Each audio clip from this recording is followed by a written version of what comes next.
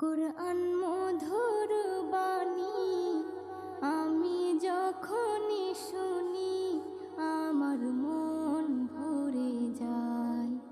কুরআন মধুর বাণী আমি যখনই শুনি আমার মন ভরে যায়।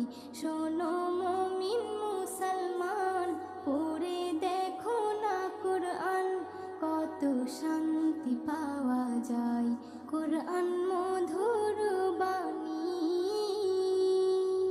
প্রতিটি হরফে 10 নেকি আছে, আমলে জমা হয়। প্রতিটি